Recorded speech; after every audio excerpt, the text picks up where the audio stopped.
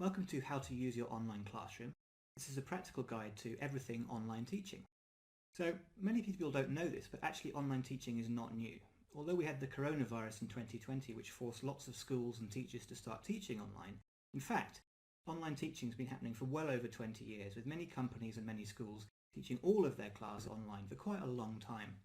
What we also need to know is that online teaching is in many ways very, very similar to how you would teach in a physical classroom. So all the skills that you learn on this course or outside when you're teaching are completely transferable to online teaching. There's not a huge amount extra that we need to know. What we do need to know, we'll go through in this lesson. The important thing to know is you're not really going to be choosing whether you teach online or in a physical classroom throughout your career. Most likely now you're going to be doing both. It's possible you may only teach online, but if you teach in any kind of language centre, it's very possible that for whatever reasons you're going to be asked to do some online teaching. As I say, the good news is it's pretty easy and we can learn a few skills that will help us to do that.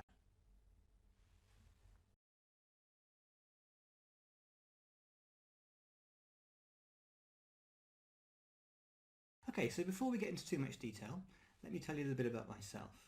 My name is Peter Somerville, and as you can probably tell by my accent, I am from the UK. And I've been teaching for 15 years, the last 6 of which have been predominantly doing online teaching and managing online schools. So I've managed EF Education First and VIP Kid parts of their companies, particularly focused on their online teaching and how their teachers do the online teaching.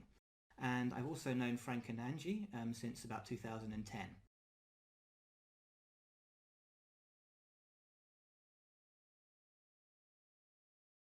Okay, so in this lesson we're going to cover quite a lot of things. Most of it is a very practical guide. So we're not going to cover huge amounts of methodology or how exactly we get our students to learn, but we'll be looking at how we use our online classroom to do that. So while Frank and Angie will cover lots of things about methodologies and teaching tips and ideas, this is very much about how we can actually use our classroom to achieve learning goals for our students. So the first thing we're going to look at is the things that we need to do before we teach. So we'll look at how we connect our internet, whether we use a LAN cable or Wi-Fi, what headsets we should use, what webcams we should use, and what kind of environment we should have around us to make sure that we're giving the best kind of teaching experience to our students. The second thing we'll look at is using your classroom space. Unlike a physical classroom, you have a small window really that you can use to teach with. So how do we do that? How do we make our camera positions, make sure that's correct? How do we use our body and our face in our teaching? And also, how do we use our body to actually teach? So this is what's called TPR, which is using our body to teach our students. The next thing we'll look at is the class materials. So should you use your current materials? And if so, how do you adapt them? Or how do you make new materials for your classrooms? And how can you make things like PPTs very, very quickly that you can use? In the next section, we'll look at our students. So we'll look at the classroom props we use. So do we use teddy bears or flashcards or all kinds of different things that we can use in an online classroom to make it as engaging as possible for students. And the engagement of students is something that will come across quite a lot because it's quite difficult, or people say it's quite difficult, to engage students online compared to in a physical classroom. We'll also look at how we manage students' audio and video, and also how we give feedback and rewards to our students. We'll also look at, in detail, how we engage our students. So how do we make sure that we are speaking only a little and the students are speaking quite a lot? How do we make sure that they're interacting with each other in a great way that helps them really produce a lot of language? How do we make sure that they're using the mouse, they're using the classroom functions that we have in an online classroom effectively? And how do we make sure that we personalise our classes to the students? And what kind of goals do we give them that they should be trying to achieve in an online class? And lastly, we'll look at how we engage adults as well. So particularly looking at how we work with parents, because most online teaching is going to be, for most teachers, we'll be teaching kids, although we can teach adults as well. But how do we engage the parents as much as the students in what we're doing? And then lastly, we'll look at methodology.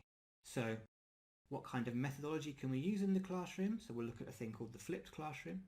We'll also look at how we observe classes, so how we observe ourselves, because we can record our own classes now with an online classroom. and how we observe other teachers to improve our own teaching, to make sure that we're constantly getting better and constantly improving our teaching. And then we'll also look at where we can get further resources for teaching online. So where can we find things to help us? Where can we find games and activities and those kind of things? And then very lastly, we'll look at platforms. So platforms are the online classroom itself. There are many different kinds of online classrooms. So we want to look at which ones are good for teaching, which ones maybe not so, and look at the costs and how we can actually find the best kind of platform for the kind of teaching that we want to do.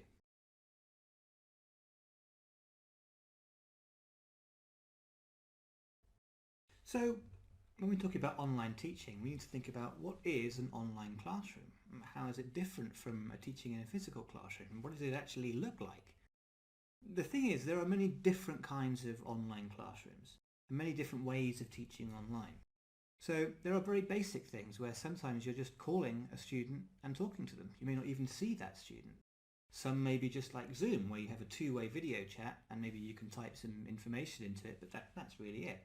And then we get onto much more advanced platforms, which you particularly see if you're teaching kids, especially if you're working with a big online company. And these platforms have multiple different kinds of tools and things that you can use to engage your students. So if we look at the online classroom picture we have here, this is a picture of me teaching. And what you can see is that there are usually three key components to an online classroom. The first one is the teacher's video stream, which you can see in the top left there. And then below that, usually you'll have the student's video stream. Now these can be all over the place. They can be on the left or the right of the classroom. It doesn't really matter. One thing to note though is that you may have more than one student. So in this example I've only got one student, but you can often go up to 20 or 30 students in an online classroom, although that can get difficult to manage. So usually when you're teaching, you're probably going to be teaching a maximum of up to 6 students in a group. And then in this classroom we have lots of different things. So on the right there we can see the materials. So this is the classroom material that we're teaching. Very much in the same way that you would teach a book in a normal classroom, then in the online classroom the materials are like this. Usually they're PowerPoint based, although some are a lot more advanced and a lot more interactive. Another thing to note is that there are lots of different tools. So for example, you'll have a chat pod where you can type messages to the students and the parents. And in the advanced platforms, some of those will actually automatically translate between Chinese and English or French and English, depending on where your students are and what language you're teaching. And then we can also see that we can have different things, like we have drawing tools. So the students can circle on the page, or they can write something with their mouse. And that's great for interactivity, and you can have different colours for different students so they can see different things. And by the end of the lesson you usually end up with a big scribble all over your nice materials. Often there's a button that just clears everything off, which makes it nice and easy. Other thing to note is then there's things like a whiteboard, so you can completely clear off all of the materials and just have a plain board where you type information. So maybe if you're teaching a tense, you can type examples of that tense so that the students can see it and see what you're talking about. The last thing to know is that you can do great things with online classes. So there may be games. So for example, if you want to have a random choice, you can have a thing which rolls the dice, for example. Or you can play a song in your classroom, or even play a little video in your classroom. So really the possibilities are kind of endless in online teaching. And what you'll notice as you go through in time and you teach more and more online is that these online classrooms are constantly evolving, constantly getting better, new tools, different ways of teaching. So there is no fixed way of saying this is what an online classroom looks like.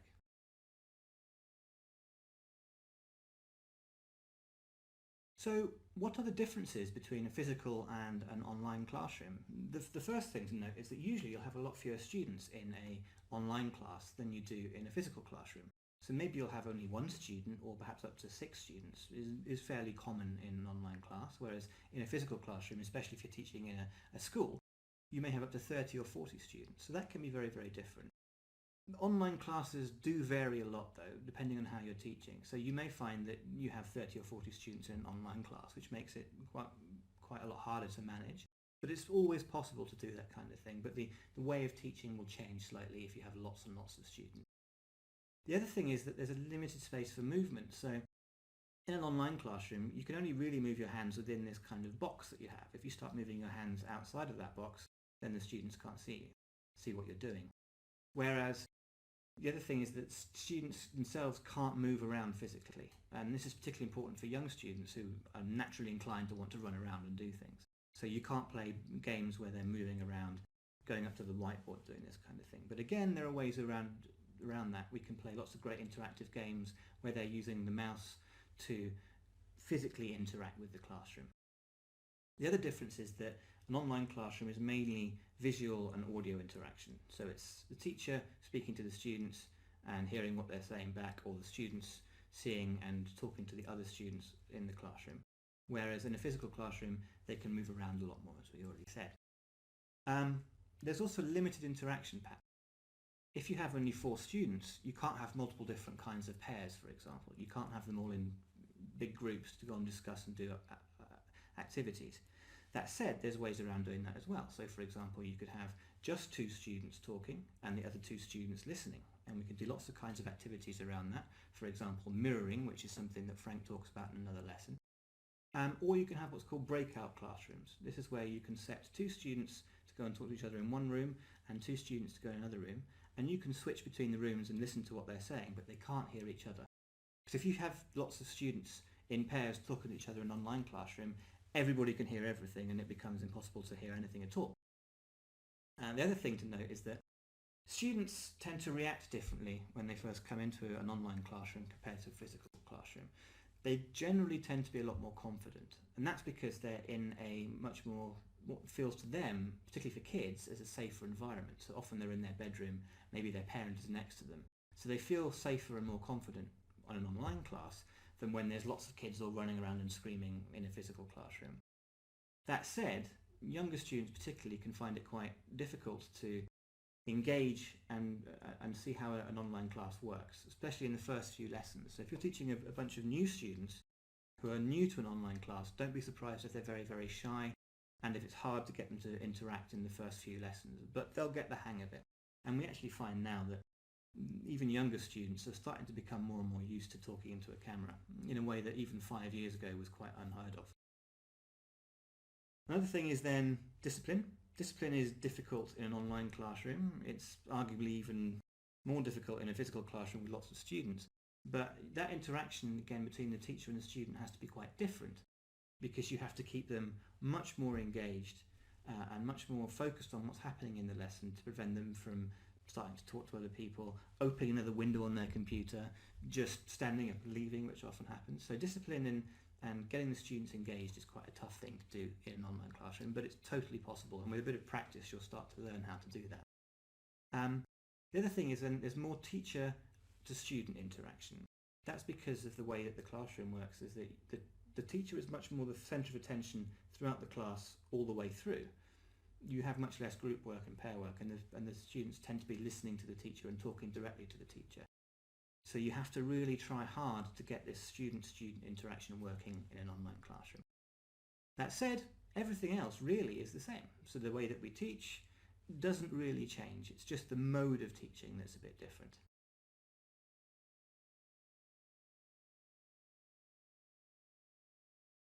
So, before your first class, how are you going to feel?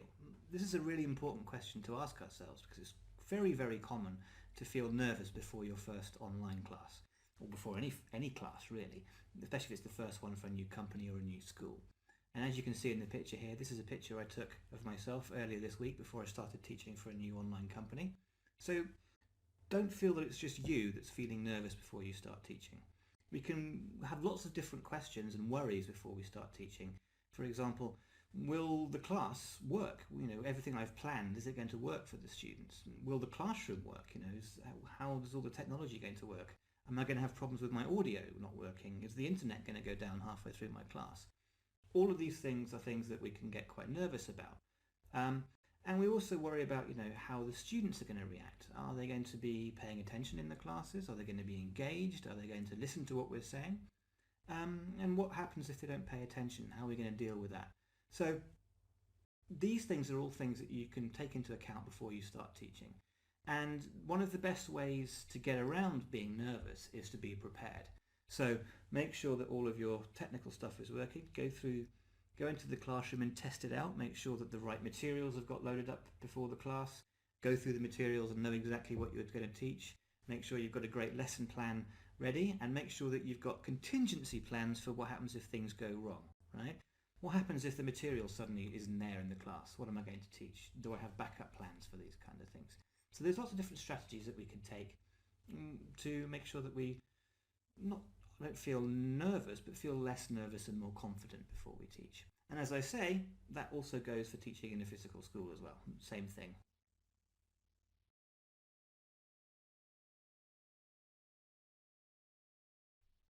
So, before you teach, you want to make sure that you're thoroughly prepared for your classes. The more prepared you are, the less likely it is that things are going to go wrong. And believe me, in online teaching, things can go wrong very fast.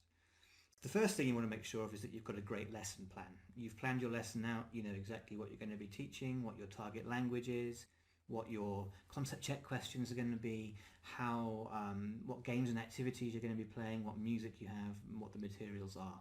Okay, that's the first thing that's very important.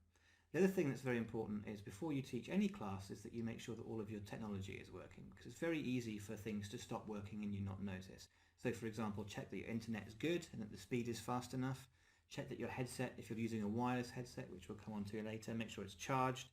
Make sure that you've got the right login details to log into the platform that you're going to be teaching on.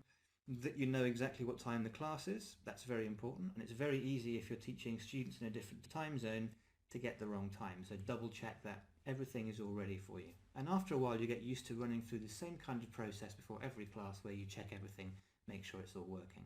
So now we're going to look at some of these things that you can do in detail to make sure that you're really thoroughly prepared and that everything's going to work right.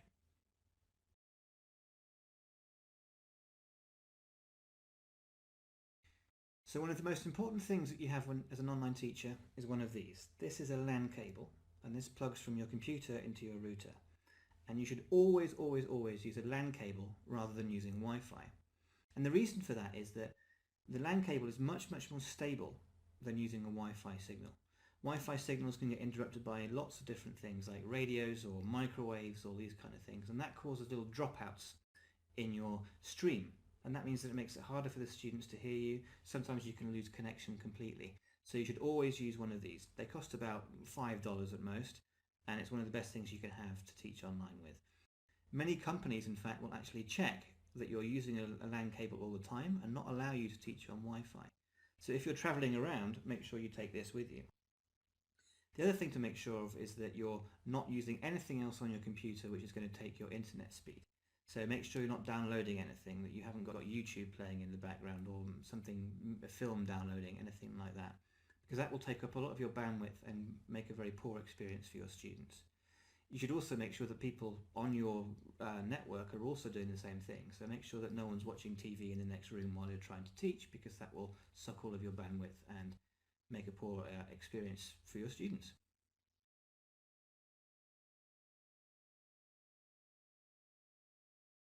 The next thing to look at is your mouse and your internet speed. I always use a wireless mouse like this when I'm teaching. This is because when I'm standing up and I'm further back in the classroom, this means that I can control the classroom from standing far away from my computer, so I don't need to come backwards and forwards all the time if I want to change the slides or things like that. And this means that you can effectively use your classroom tools wherever you're standing. The next thing to do is to check your internet speed. So you need to make sure that your internet speed is fast enough for good communication and effective teaching. So generally, you can check your internet speed on a place called speedtest.net, and this will show you three things that you need to know.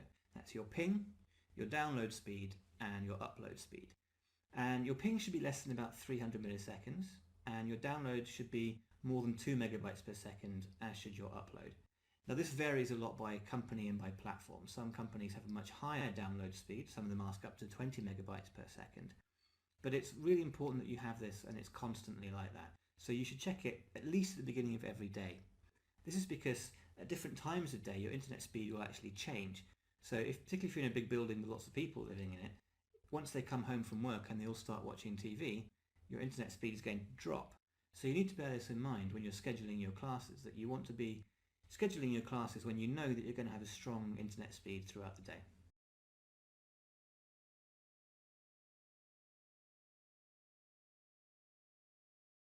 Hello? No, I can't hear you. Say it again. Hello, can you hear me? Don't ever use a phone to try and teach online.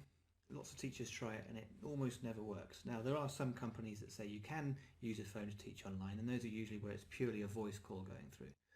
For most online teaching where you've got multiple video streams going, Wi-Fi is just not strong enough to take that amount of data and do it properly.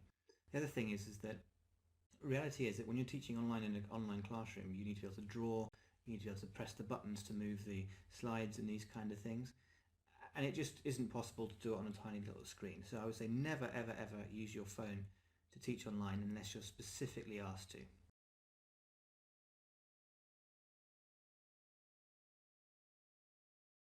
It's very important that you have the right equipment as well. So the first thing to make sure you have is a good webcam. So I use a Logitech C920, which is a really good webcam for online teaching. It's got a good clear image and it's not too expensive. It's around $50 US, 300 RMB. And it's much, much better than the built-in one I have on my computer, which is very grainy and has a very poor image. So I have a plugged-in external webcam for when I'm teaching. The other thing I make sure of I have is a really good headset. Now, it used to be that we were told that we couldn't use wireless headsets because it would interfere with things, but actually now I would really recommend that you get a good wireless headset. They're not that expensive, they're a bit more expensive than wired ones, but it means that you can have a lot of freedom of movement when you're teaching. So this is my wireless headset here, and as you can see it's closed back, so that means that there's a hard back to it here, and that means that I can't hear any noise coming from outside or anything else like that. Not that there should be much noise anyway, of course. The other thing is to make sure of is that if you're using a wireless headset, there's a possibility that the battery will die in the middle of your teaching. No matter how prepared you are, it's something that I always forget to do is to charge it the night before, and it runs out of battery. So if you are going to use a wireless headset, make sure that you have a backup headset. That doesn't need to be a wireless one, it can be a wired one, but it just means that if you run out of battery halfway through your class, you can quickly swap over. And that's coming back to the idea of being prepared before your class. You'll be much less nervous and much more confident in what you're teaching if you're not worrying about your equipment. So always have a backup of your headset.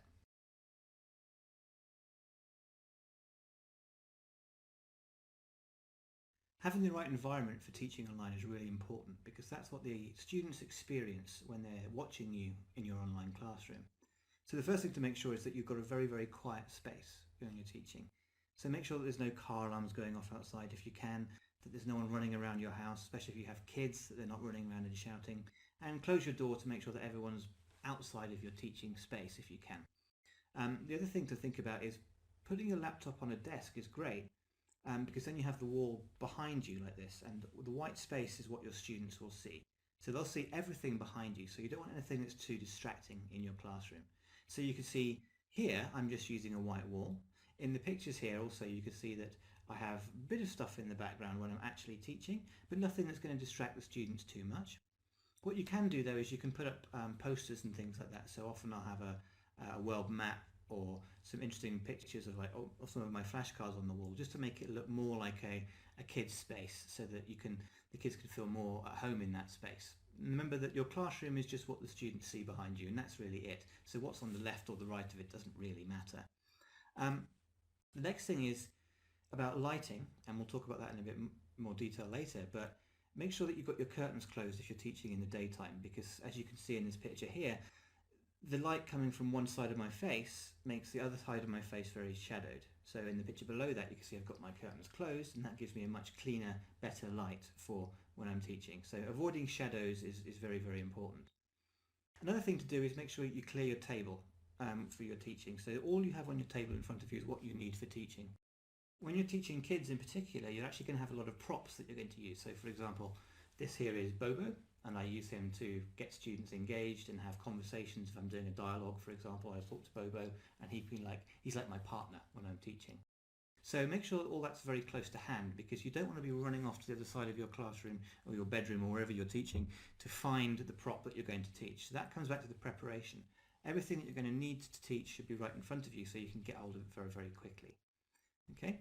The next thing is your laptop depending on the height of your desk, can actually often be quite low, which means that the students will be looking up at you. So what I do is I often put a box or a book under my laptop, and that means that it's at a higher level, so that I'm looking directly level into the camera. It's actually quite difficult to get used to speaking straight into a camera, and even if you're talking directly into it like I am now, it can often appear that you're not quite looking at the camera, but that's something that the students also get used to, is that they know when you're talking to them directly by where you're looking at them. Okay. The next thing is, don't get too close to the camera. If you're sitting really, really close to teach like this, then the students can't really see your hands. So you want to be sat a fair amount back, and that gives you a bit more space to move your hands around as well. And often when we're teaching standing up, that gives us more space to move in. Okay, so you'll see in later videos where I'm standing up that I've got more space to move around. So later in this lesson you'll see that. You can also use background replacement tools, so things like ManyCam, for example, or ChromaCam will actually take out your background and replace it with something else.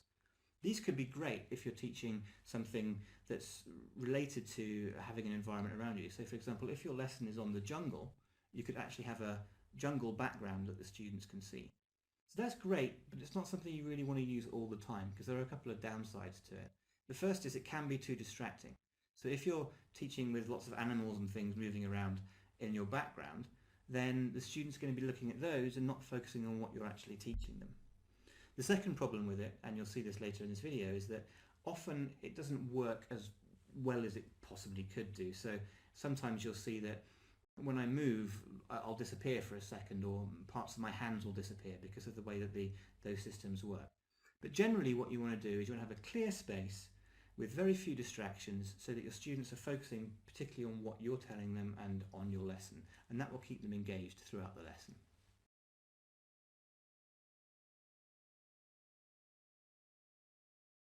One very important thing about teaching online is understanding your classroom space. Usually we have two places we can be when we're teaching. One is either standing up or sitting down. Often teachers forget that they can stand up, and when they do stand up they have a lot more space to move around, and students can see their body gestures a lot more. One really important thing about teaching online, and especially if you're teaching kids, is that you exaggerate your body movements. That is, we make everything larger than life. And alive is a lot more interesting than a picture. A moving teacher is a lot more interesting to look at than a teacher that's completely standing still. So move your hands, but not very quickly. Even the best platforms will blur if you move your hands too quickly. The other thing to remember is if you're using a background replacement like I am, if you move too quickly, like this, sometimes you can disappear or the image goes away. You should also move your head. So when you're talking, you can move from side to side and move your head a lot. Same for your shoulders. You can move all parts of your body when you're teaching, and that makes you a lot more interesting and engaging than if you're just standing completely still like this. We often say that when we're teaching online, you'll notice that most teachers actually teach sitting down, and some companies even prohibit their teachers from standing up. We feel that you should always stand up to signal energy and interest. So standing up is both a change for the students, but also shows that you're interested and engaged in what the students are saying. You should be a bit careful about when you stand up compared to when you sit down. I often like to stand up at the beginning of my classes, especially if I'm pre-teaching some language or something like that. And that's where the students are expected to be looking at me and listening directly to what I'm saying. However, if I want the students to be doing work together, or they're doing an exercise, that's usually when I'll come and sit down in front of the camera. That way I can see better what they're doing, and they can see that I'm monitoring what they're doing. It can seem a bit weird when you're standing up like this, because you're seeing yourself like you're on TV. As an online teacher, that's something you just have to get used to. You have to get used to not only acting and being entertaining and interesting, but also considering where you are in the camera. You don't want to walk too far away and walk off the edge of the camera. It's very easy to do, especially as it's often quite hard to see what you're doing. So one thing we recommend doing is if you have a space like this, often you can mark on the floor on either side how far you can go, and that stops you from walking too far, either this way or that way. The other problem is you want to mark the front of where you can go, because if you walk too far forward, then you lose the top of your head like this.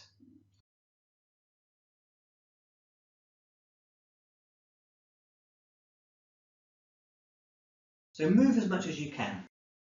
But remember that when you're standing, students can't read your face. From this distance, you probably can't see my facial expressions. But it's always a good idea to stand and talk because you have more presence and more engagement. And as I say, it's great to do that at the beginning of the lesson and also, if you like, at the end of the lesson. And it can be a good signaler to the students that the lesson has started and that the lesson is finishing. Also remember, your body language is more and clearer. It's much easier to see my arms and how I'm moving when I'm standing up than compared to when I'm sitting down.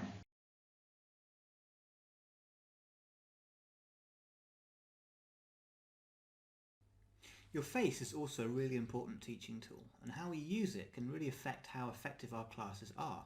So for example, when we're teaching, we want to be looking at the camera, as we mentioned before, because that really engages the students and lets them know that we're talking to them. But also remember that using your face and exaggerating your expressions engages students.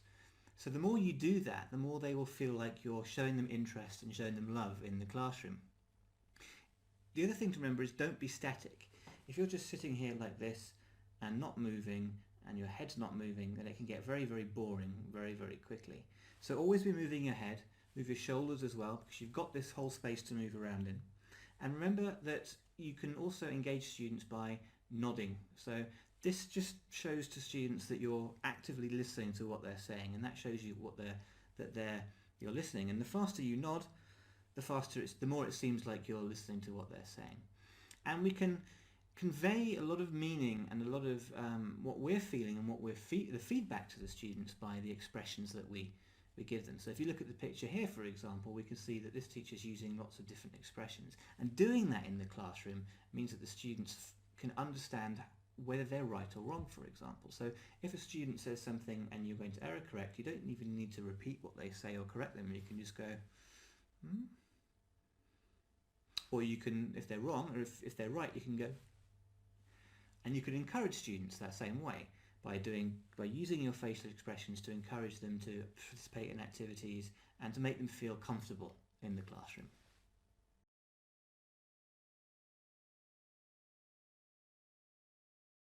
You can also use our body as a teaching tool, and we often refer to this as TPR, which is Total Physical Response. So TPR is where we get the students physically involved with the lesson and the language. So in this sense, it's not just the teacher that's moving and using their body, but the teacher gets the students to also move and use their body. The first type is called instructional TPR. This is physical movements to give instructions. For example, we may say, circle the pig. You can also cup your ear to show that you're listening, like this. This tells them that they should say something. You can also make a mouth to show that they should pronounce the word like you. For example, you say pig, pig. There's also what's called educational TPR. This is a way of introducing language. For example, if you want to introduce the word monkey, we can act like a monkey. So you're ho, ho, ho, ho, ho, ho. And that introduces the concept and the idea of monkey. Especially useful if you happen to not have a picture of a monkey or you've forgotten to prepare one. So the idea then is that the student is the first one to act it out. Sorry, the teacher is the first one to act it out, and then the student. So the real key is about the response. The teacher does it, and then the student responds to what the teacher does. So first the teacher acts monkey, and then he says, now you, and the students act like a monkey. This is excellent for verbs and actions, especially if you're teaching something like run or swim. You can act out the words. So you say swim, like this. And that's great for showing the students how to do it, but then you get them to do the action as well. TPR makes classes much, much more interesting and interactive. Because the students are not moving around in a physical classroom, we have to find different ways of getting them to move in the online classroom. They have space that they can move in, so it's up to you as a teacher to make sure that you use it. It's really about the non-verbal communication as well. So often if you want the student to say something, rather than saying, answer the question, you can say, Bobby, and you're using non-verbal communication to talk to a student. And that's great, especially for lower level students, because you're using your body and the TPR for instructions and modelling. So it's all about getting the student to respond. You're not just acting, you're getting the students to respond to what you're doing and do it themselves. So either they model you, they mimic you, sorry, so they do exactly what you did, or they respond with an answer or some other kind of action. If the students don't respond, they are not practicing English, and all you're doing is acting. So TPR is something that you can practice and actually will become quite natural to you as you continue teaching. And if you've already been teaching in a physical classroom, or you've taught before, you'll probably find that you use TPR almost automatically. What you need to do now is think about really how you use it and why.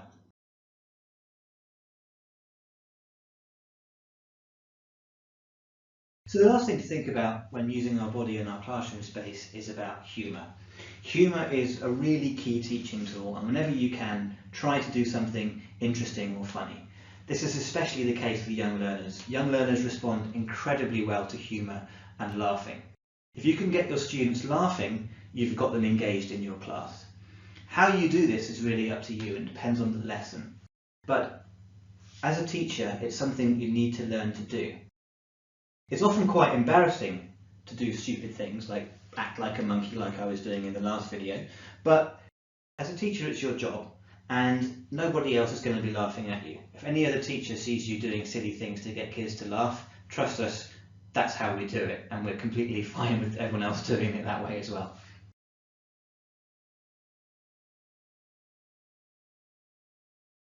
In this section we're going to look at class materials. Now, depending on who you're teaching with or for, you're probably going to be given some class materials. Much like you're given a textbook to teach with by your school, you'll be given the class materials in your online classes. So what you'll often find is that these are usually based, particularly with older platforms, on a PPT, for example. So it's very much left to right. So you click on the button and you have a slide and you talk about the slide and do the activity. You click on another button, next slide, maybe it's a story, and you go through the story, and you very much left to right, quite linear kind of materials.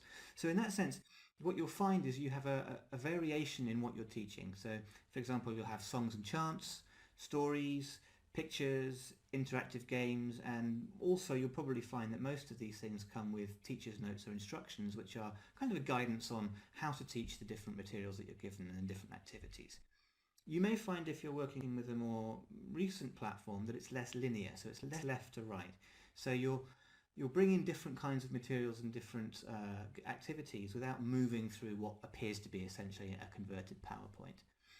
But what really big question is then, it's okay if you're given the materials, you don't really need to prepare so much. All you need to do is just prepare your lesson. You haven't got to prepare the materials. But what if you don't have any class materials at all?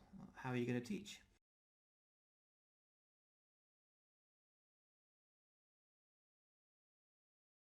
One way of solving this problem is using your existing textbook. So you can copy exercises or pictures out of it, turn it into a PDF, and then upload it and use it as your online material.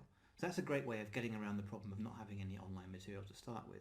And particularly if you're working in a language school or a school and you're suddenly finding you have to teach online, that's one great way of finding material to teach. And that means it also will fit in with your current curriculum. The problem is that you have to make sure that you're doing that legally.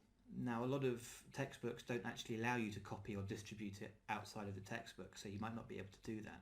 So one way around that is to go onto the company's website and see if they have online materials. And a lot of textbooks for kids have online material that you can use. So for example, if you're teaching with Oxford University Press and they publish the book that you're using, you can go onto the Oxford University Press website and see if they have materials that you can download and legitimately use for your online teaching. Another way you can do it is you build your own materials around the syllabus. So if you look in the front of the textbook that you're using or the syllabus that's provided by your school, you'll be given what you should be teaching at each lesson and each stage.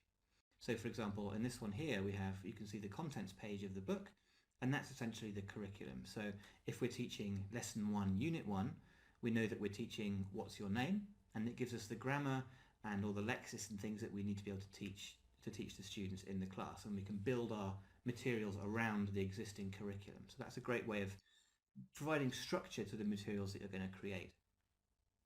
If you can't do that, one thing you may have is that the students may already have their textbooks at home with them, particularly if you've been suddenly decided that you've had to teach online from home. If the students have got their textbooks, and you can use that material as the teaching material. So one way of doing it would be ask the students to follow the book in the class, and ask them to hold up their book and show you the picture that you're talking about. Look at the picture and describe what they see in that picture, for example.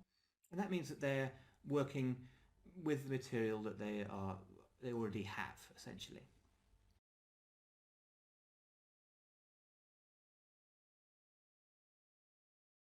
Okay, so here are some tips on how to create good PowerPoints for when you to use online. The first thing to note is that PPT is more interactive than a PDF. So you can make more animations and things that move in a PPT than if you just create a single PDF sheet. So try and use a PPT, a PowerPoint document, rather than a PDF document if you can. Another thing you can do is you can be a bit creative with a PowerPoint and make it so that it's a little bit like the kind of exercises that you might have in a class book. So you can create gap fill activities, for example. So the students you can have a gap and you can ask the students to fill it in, and then on the next animation you can have the right answer, for example. So that's a really good way of doing very quick interactive tasks. You can also add short videos and songs into a PowerPoint. So you can have a short video, maybe of, say for example, you're teaching animals. You can have a quick video that you've taken from Google, provided you're allowed to use it, of course, in the material itself, and that makes it more interactive and more interesting for the students. Because remember, particularly if you're teaching young learners, getting them engaged and keeping them engaged throughout the class is a function not just of the teacher, but also of the materials that you're using.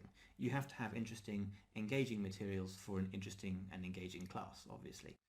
But if you're going to be using images, make sure that they are relevant images. So if you're teaching farmland animals, for example, you only have farmland animals. There's no monkey in there, obviously. And also use short points. So in a PowerPoint, you should really limit the sentence length. Students don't want to see lots and lots of text explaining how a grammar point works. It should be short and simple and not too many of them. There's often what's called a rule of 5, which is that you shouldn't really have more than 5 points in a PowerPoint. As you can see from my PowerPoints when I'm teaching here, I often have more than 5 points, but for a classroom full of kids, you really want to limit the amount of text that's appearing in each slide. Okay? And as I say, animations are very important, especially so that students don't read ahead. Like if you give a student a piece of paper in a class, the first thing they're going to want to do is read all of it, which can be very distracting for them, especially if you're trying to give them instructions or you haven't reached the piece of language that they're reading and you haven't taught it yet. So keep animations coming in, and you just click as you go through the animation so they can't read ahead and don't get distracted, and that keeps them fully engaged and focused on what you're actually teaching. But remember that PowerPoint is never as good as true interactive materials. So if you can find true interactive materials to teach with, then that's always the best option. Lastly, I've got a little article here that I'll post underneath this video, which just gives you some really good tips on basic methods of making good PowerPoints. So I hope you find that useful.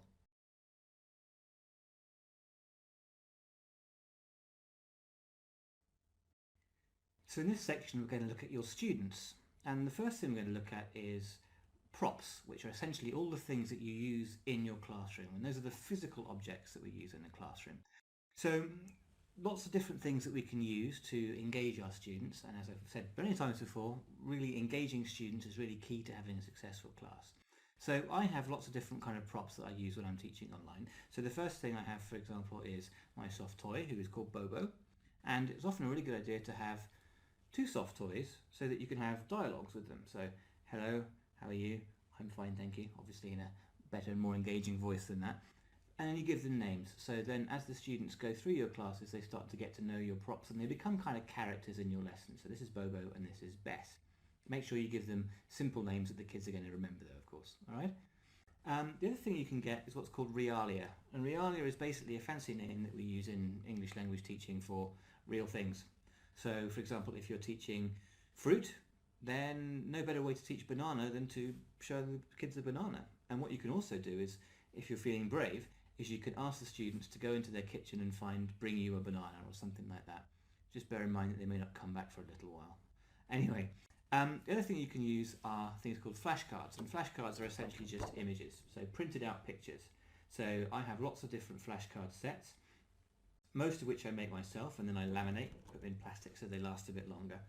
And you could do this just by going for image search, or there's lots of sets online, so you can make your own or just take an online set for yourself.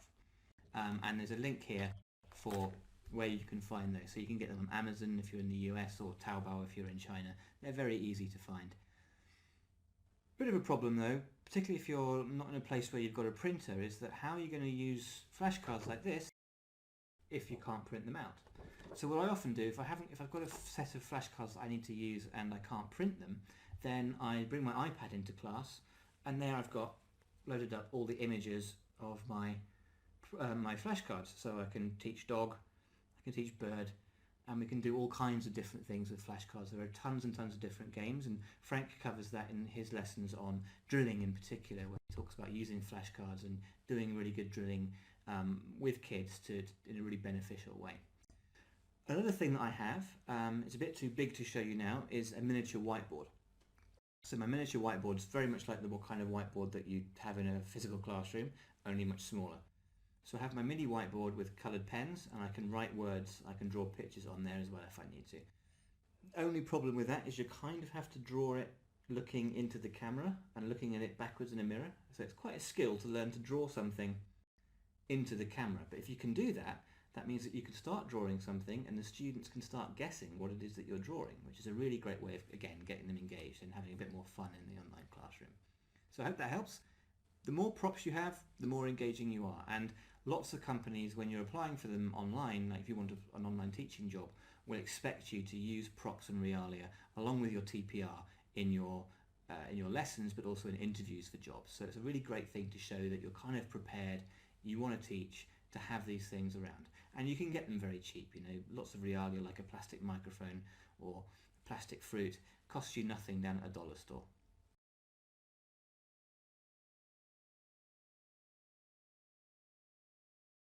Managing students is not easy, and classroom management in particular is a really important skill that we have to learn. The good news is again, that most of the classroom management that you'll do can transfer from a physical classroom to an online classroom and vice versa. But there are some aspects of online classes that are a bit different. And one of those key areas is managing the student audio. So if you've ever played an online game, you'll probably know what it's like to have a bunch of kids screaming at you down through your headset. It's a pretty uncomfortable and unpleasant experience, if we're being totally honest. So what you should try and do is mute noisy students. So most classrooms will have a function where you can turn off the audio for individual students. And that's good in a number of ways. One, if they're just misbehaving and shouting, you can mute them. The other thing is, if you want students to work in pairs, you can mute the other students, so only the two students that are speaking to each other are the ones that can be heard. And another way you can do it is if you're presenting something or you're giving instructions, you can mute all of the students and then unmute them as and when you want them to speak. So you have kind of control over what they're doing, and they'll realise fairly quickly that you're muting them and unmuting them, and that kind of gives them an indication of when they're expected to speak in the class and when perhaps they're not. So that's actually in some ways a benefit of teaching online over teaching in an offline classroom. Unfortunately, you can't mute students in real life. So another thing that is very useful is a toy microphone, and this is something that you can use also to tell students when they can speak. So if you bring out the microphone and you point it at the camera, that's you telling them that you expect them to give you feedback and talk to you. Take away the microphone, then that's showing them that you're expecting them not to. And another thing is that we will talk about later about TPR is that TPR is really important in terms of instructional TPR, when you can show them when you want them to be listening to you and when you want them to speak, or when you want them to be quiet. So if they're too loud, you can, and don't make any sound yourself, so. And then if they're not talking or they're too quiet and you want to hear, you can cup your ear like that, and that tells them that the teacher wants them to speak to them. Okay, so that's some very simple but really important bits of classroom management that are really vital for online teaching.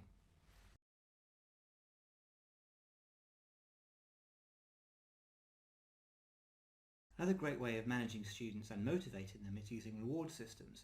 So a reward system is a way of motivating students and giving them positive feedback on what they're doing in the class. So this can help them not only understand when they're doing something right in the class, but also when they're behaving well in the class. So, for example, what we'll often do is we'll give a student gold stars when they answer a question correctly or when they do something that we want them to think is the right thing to have done. And this is really, really important when we're teaching, because that kind of gets them engaged in the classes and gives them a motivation, an external motivation for participating in the class. So many online classes actually include these, and you can award stars to students throughout the class. You should be a bit careful with that. Don't award lots and lots of stars, because then it becomes a bit meaningless. It should be something that the students really have to earn. So earning a star gives them motivation and gives them a purpose in the classes. And as I say, many of them include these, but you can also make your own reward systems. So a very simple thing you can do is, using your whiteboard, you can create a table with all of the students' names and give them stars as they go through the class. Or you could be more creative. So you could maybe say each student is going to make a cake, and there are 5 pieces to the cake, and as they do better and better, you add bits to the cake, and the first person to make the cake is the winner in the class, for example. And that's a really great way of making something a bit different, and you can vary how you do your reward systems throughout your classes as well. So they know that there's some kind of benefit and some kind of external motivation for them to do well in the class. Often if you're using an external camera system like Manycam, for example, that will actually include it as well. So you can use Manycam as a way of adding stars and adding kind of reward systems to your own online classes.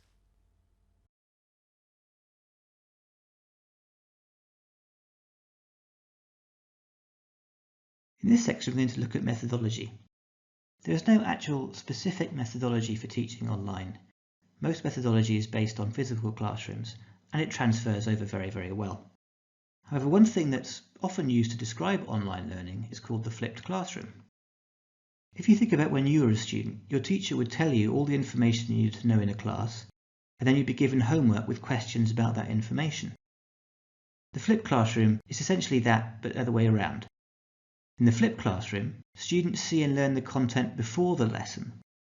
So often they will watch videos or read PowerPoints and worksheets, etc., which gives them all the information they need about the class before it starts. That way they know much of the content and information in the class and can ask questions in the lesson.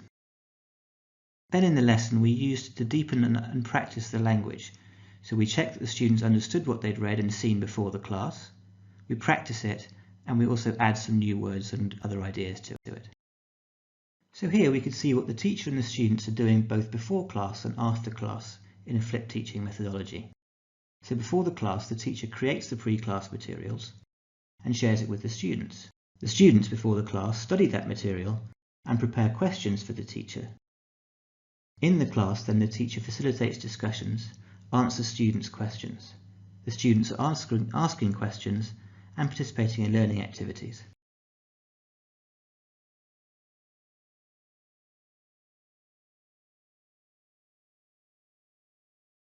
There's actually a lot of debate about whether the flipped classroom is a good idea or not. While it's used by a lot of online teaching companies, a lot of teachers do have reservations about its use. And we can see here some of the good parts about the flipped classroom and some of the problems with it. So some of the pros are that the students have a lot more control of their own learning. It also promotes student-centered learning and collaboration. The students can work together more often. It also means that lessons and content are more accessible to students, and that parents have greater transparency. They can really see what the students are learning and can actually get more involved in that learning. And in some ways it can be more efficient. Because the students are learning before the class, the teacher has more time for practice activities in the class. However, there are a lot of downsides to it.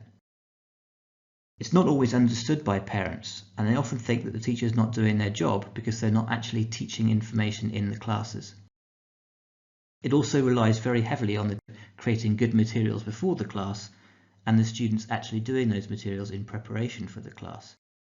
If one of the students doesn't do the material, then all that material has to be taught to the students in the class, which can really mess up your lesson plan. It's also reliant on having very high quality input. The materials you make have to be very, very good, and the students have to be able to easily understand the material that they're given. As students must ask questions in the class, it's often more suitable for higher levels. Very young learners can't really ask detailed questions, so it doesn't really work for them, and they need much more instruction during the class.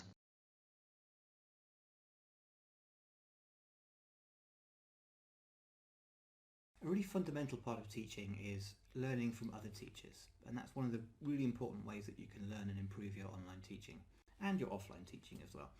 So observing classes is really important, and there's different ways you can do that. So you can watch your colleagues and you can watch them in their classrooms and see how they teach. But you can also find online classes. So there are lots of classes that are available online that you can watch. So you could look at YouTube, and there are loads of classes on YouTube of great teachers teaching on there.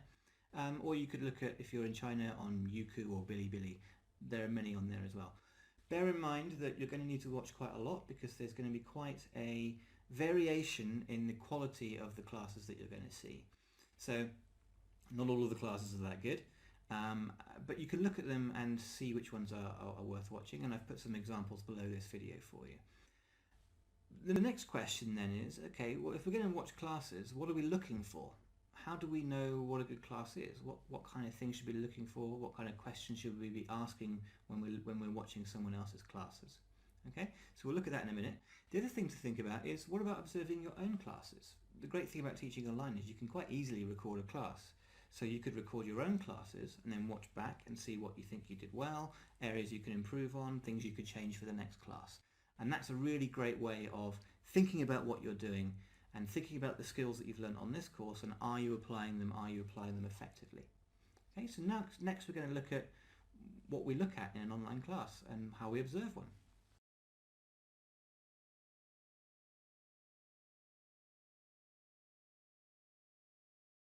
So what should we be looking for when we're observing one of our colleagues, or looking at an online video, or even looking at a recording of ourselves teaching? Which is a great thing to do. If you can look at a video of yourself and start thinking, how well did I teach that class? What areas can I improve on? Then you're really on the road to becoming a great teacher. So what should we look for? There are lots of different areas to consider, and the ones I've listed below are ones which not only cover all the things, the topics that we've covered in this lesson today, and a lot of the things that Frank has covered and going to cover in the future, but also these are based on actual assessment criteria that are used by a lot of the larger online companies. And this is kind of a mixture of those criteria, so that you can be sure that when the questions you're asking are actually what companies ask of you. So particularly if you're going to be applying for a job in the future, you should think about these questions, and when you're recording your video later at the end of the course, these are the kind of things that we're going to be looking for in assessing your teaching.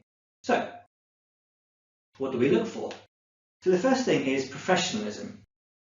Does the teacher have a professional manner? Now, you don't need to wear a suit to teach online. In fact, if you're teaching kids, you really shouldn't be wearing a suit. It's something that we only wear when we're training teachers, just so you know. But also our dress is important, right? So are we dressed appropriately? So yes, we should be wearing like a t-shirt or maybe a long sleeve shirt, but we shouldn't be wearing something with no sleeves or wearing our pajamas to teach, at least not on the top half. The next thing to think about is the background. Is the teacher using a clear and clean background, like my white one, which I'm using as a background replacement? Or does it have lots of great pictures to make a student-friendly atmosphere, which would all be very good? Or is it that the teacher's teaching in a coffee shop and all you can see is people moving in the background, or there are animals running around, which wouldn't be a good background? Next thing to think about is the equipment. Does the teacher have a good headset, and is the microphone clear? Can you see the video well? Is it high quality? Or can you not hear the teacher very well? Is the internet dropping out all the time? Are they having technical problems? And then demeanour. Is the teacher happy and engaging, or are they very boring? So if the teacher is standing and speaking very monotone in a very dull voice, maybe they are a bit asleep like this, then that would be a poor demeanour. A good online teacher should always be active, awake, moving, and doing the things that a good teacher does. What about the language? Is the speech clear and intelligible? And does it have correct grammar? Is the teacher speaking too fast? Lots of teachers, particularly native speakers like me, always speak too fast, and it's very hard for us to slow down our language. For other teachers who are non-native speakers, it can often be easier for them to grade and slow down their language. But is the teacher using the right language for the students? For example, are they using very basic sentences, basic questions with beginners? Or are they using language that is too complicated? Another thing you can look at is the engagement. Is the class fun? Is there a variety of activities? Does the teacher change what the students do? Do they use songs and games? Or are they just presenting and reading material off a PowerPoint or a story? Another good thing to think about is the efficiency. So a good lesson should have a momentum. It should flow very clearly, and there should be a good transition between one activity and the next, and there should be no gap while the students are waiting. That can be sometimes a bit difficult to see, but once you've seen several classes, you'll start to see what a good momentum and a class flow looks like. Does the teacher give good instructions? So, are there clear modelled instructions which are level specific? And does the teacher use concept check questions? And you can often tell if a teacher is giving good instructions by how well the students then continue the activity after they've given it. So if the students are sitting there and the teacher is saying for them to do something, but the students have no idea what's going on, then you can probably look and see whether the teacher is giving good instructions or not. Another thing to look at is corrections. So does the teacher vary the amount of corrections that he or she gives the student? Do they ask the same kind of correction type over and over again? Do they say, no, that's wrong, say it again, no, that's wrong, say it again? Or do they go, or do they leave the correction and do it later? So often we'll do delayed correction, and I know that's something that Frank will talk about more in the course. The next thing is about feedback. Does the teacher provide a positive environment and give them reward systems and feedback? The teacher may not give them gold stars like we talked about earlier, but are they at least saying, good job, well done?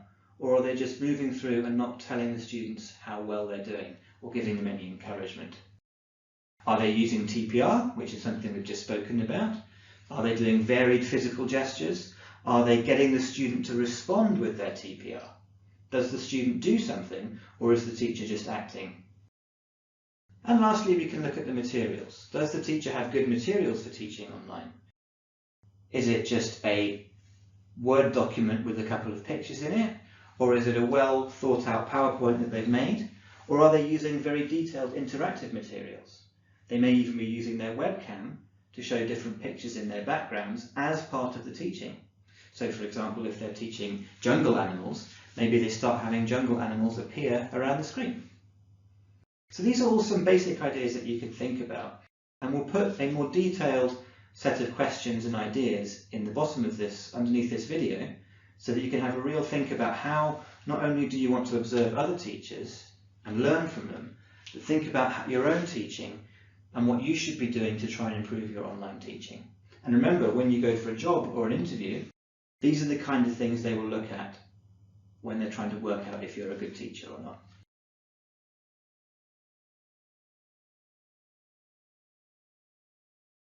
So we've covered some of the basics of teaching online. I'm sure you'd like to know, well, how do I actually find a job? What kind of online teaching is there that you can do? How do I start?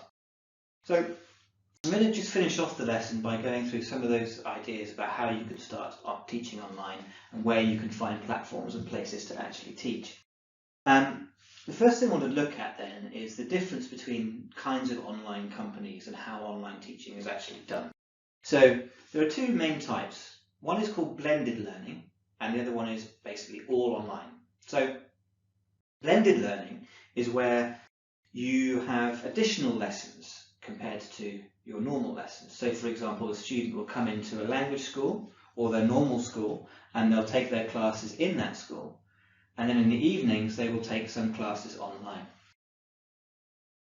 This often means that it's part of the main course content. So maybe they learn the majority of their English lessons are in school, and the online classes are additional classes that help them to catch up with things that maybe they've missed or give them extra practice. These are usually long-term courses, so they can often run for 6 weeks all the way up to a year. And a good example of a company that you may have heard of that does this is a company called EF. They work all over the world and they have language schools, so the students can go to those schools in the afternoons or weekends, and they can also take online classes at other times. The other one which we can look at is called All Online, and this is where everything is taught online. There is no part of the classes where they go into an actual school. They only ever learn online. So these are great if students can't come to a school or they can't reach a language school. And these are great for short courses or also full courses, so they can learn short ones or very long ones as well. This is often very competitive, and it's often one where you see you have either one teacher and one student, or one teacher in a small group. And a good example of that, which is very famous in China, for example, is a company called VIP Kid, where the students only learn with VIP Kid online. There are no VIP Kid schools that a student can go into.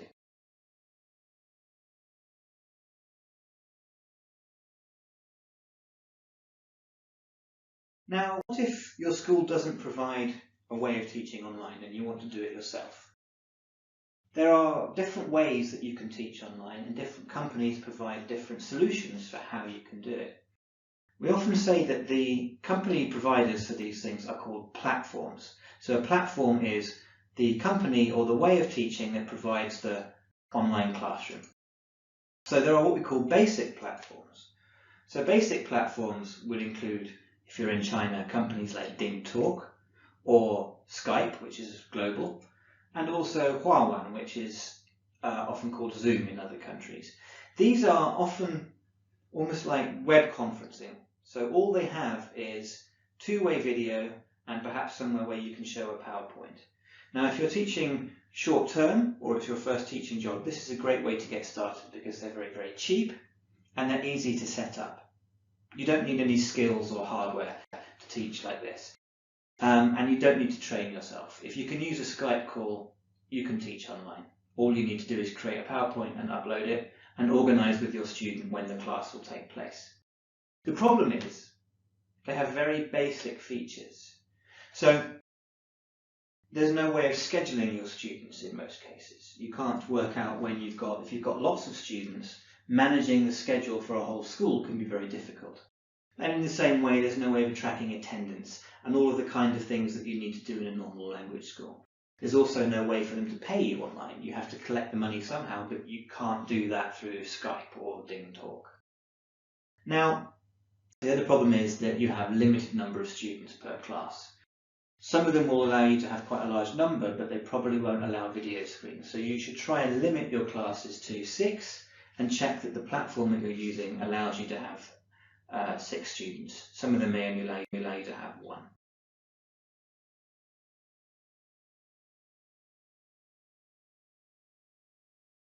Now, basic platforms are great because it allows you to start teaching very, very quickly. But unfortunately, they're not really designed to be online classrooms. And a lot of teachers think that the only way to get a good online classroom is to work for a company that has already developed a classroom. The good news is that lots of companies exist that allow you to buy their classroom from them. So they've actually made online classrooms and scheduling systems for language schools and for teachers that are specifically designed to teach online. So these platforms are really good, but they do cost a lot more money than the basic platforms. So some things to consider when you're choosing a platform that you want to teach on are, will they keep working in China? If you're based in China and you're teaching from here, then make sure that they're not going to get blocked or stop working. Then the question is, will it support enough students?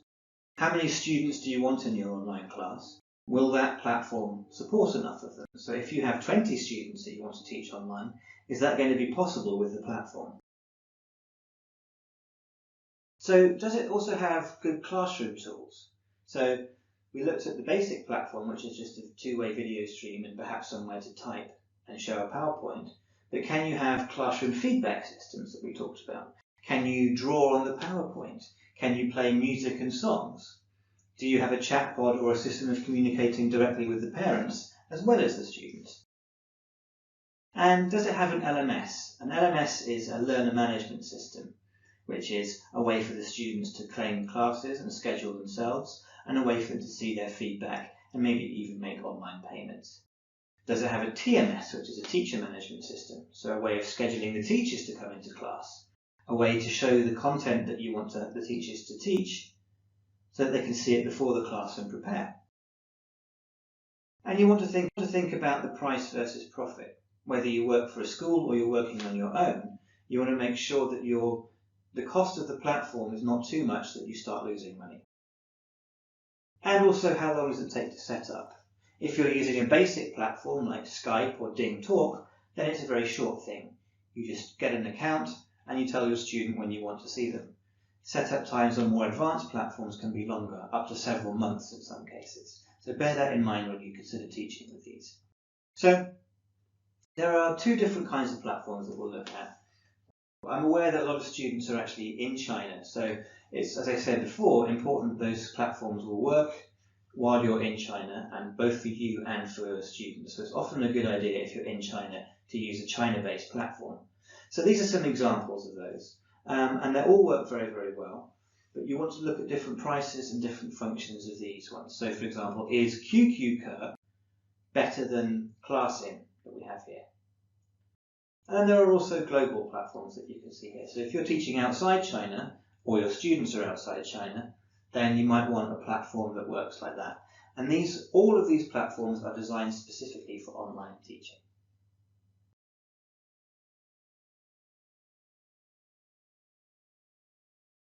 Okay, so I hope you found that very useful and interesting. Online teaching is in many ways very similar to a physical classroom, and when I first moved from teaching in a physical classroom to teaching online, I thought it was going to be really difficult and really hard. And what I found is that not only was it quite easy to adapt to teaching online, but actually I really enjoyed teaching online. And to be perfectly honest, I think I would probably, if I had the choice, always teach online now over teaching in a physical classroom. That's just me. Yes, there are some limitations. Yes, there are hurdles to overcome, but generally we don't need to try and recreate the physical classroom and how we teach there. We can do many, many different things, and as online teaching gets more and more developed and more kind of products come out, and it's just getting better and better and better in terms of how platforms work and what we can do with online teaching.